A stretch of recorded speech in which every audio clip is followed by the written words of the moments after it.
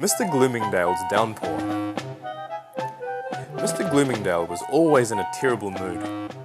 Something was always making him grumpy. It's too sunny. It's too windy. It's too dark.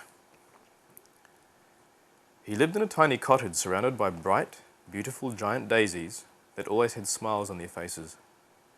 This didn't stop him from being grumpy. Even looking outside at the daisies did not improve his mood.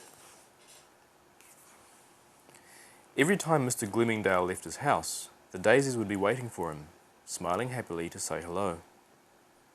No matter how much they smiled, they could never seem to cheer him up.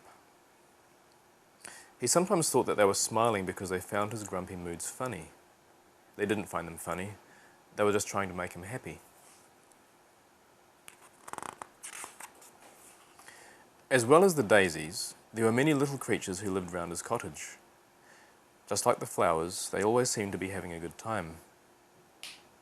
Mr. Gloomingdale was not having a good time. Being surrounded by such happy creatures would just remind him about how grumpy he was feeling. How could everybody around me be so happy when I'm so grouchy? He bellowed. Can't they see that I'm in the most terrible mood? Nobody seems to care. On a day that he was so grouchy he could hardly stand it, a mysterious leaflet arrived in his letterbox. There was a message on it, which said, "Make your life wonderful. Do you have a wish you'd like to come true? Follow the directions on this invitation." I don't know about wonderful, Mr. Gloomingdale said, and it sounds like nonsense. If it's not, though, it might be a way to stop all this annoying happiness. Then I can be grumpy in peace. He then stomped out of his cottage and out his front gate, past the smiling daisies and little creatures, who were all still happy to see him. He followed the directions on the leaflet, walking further and further away from his home, until he came across a large cluster of trees. As he walked beside them, he noticed it was getting very dark and very cold. Mr. Gloomingdale was about to complain about how grumpy the cold and darkness were making him feel, when he noticed something made of grey stone, a little further away amongst some trees.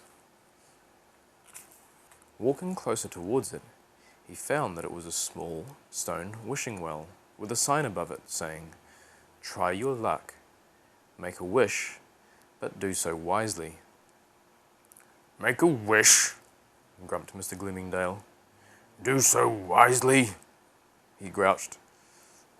I've got a wish to make, all right. He took a big golden coin out of his pocket. Holding it up, he proclaimed, I wish that the sky above me could have no sunshine and cheer, as long as I'm in this grumpy mood. He then dropped the coin into the well, and it landed at the bottom with a little splash. For a moment, everything was silent. Then, as he started to walk away, he heard a low, rumbling noise, almost like thunder, and rain started to pour from above right onto his head. Mr. Gloomingdale ran home as fast as he could, with rain pelting him all the way. He ran straight past the smiling daisies without even stopping to grump at them, not noticing that they were not being rained on. He kept running until he reached the inside of his little cottage, slamming the door behind him. Mr. Gloomingdale was soaking wet, and now grumpier than ever. Looking outside, he noticed something very strange. Even though it had been raining hard on him, and he was dripping wet, everywhere he looked outside, it was still as bright and sunny as ever. He stepped outside and it started to rain on him again, while everywhere around him the sun was still shining. Mr. Gloomingdale's wish had come true. The sunshine was gone from above, but only from above him. This went on for a very long time. Every time Mr. Gloomingdale went outside his cottage, there was a downpour above his head, while everywhere else around him, the daisies and creatures would be smiling in the bright, warm sunlight. He had to start wearing a big yellow raincoat and a yellow waterproof hat to keep from being drenched. He thought he looked ridiculous wearing this outfit, which made him livid. Now I really have something to be cross about, He grumbled. Mr. Gloomingdale felt so cross that at first he didn't notice that things were beginning to change around him. It was starting to get sunnier and sunnier, and hotter. It was getting so hot that the daisies and little creatures were no longer looking very cheerful. They were all looking very hot, and had started to droop as if they needed some rain themselves. The daisies, especially, would not survive if they didn't get any water soon. This thought didn't make him grouchy, grumpy, or even irritated. Mr. Gloomingdale realized that the thought of his bright, colourful flowers not greeting him happily every day suddenly made him feel very, very sad. He became so sad that he let his head fall and dropped his umbrella to the side. When he did this, a little rain fell from above him onto one of the daisies.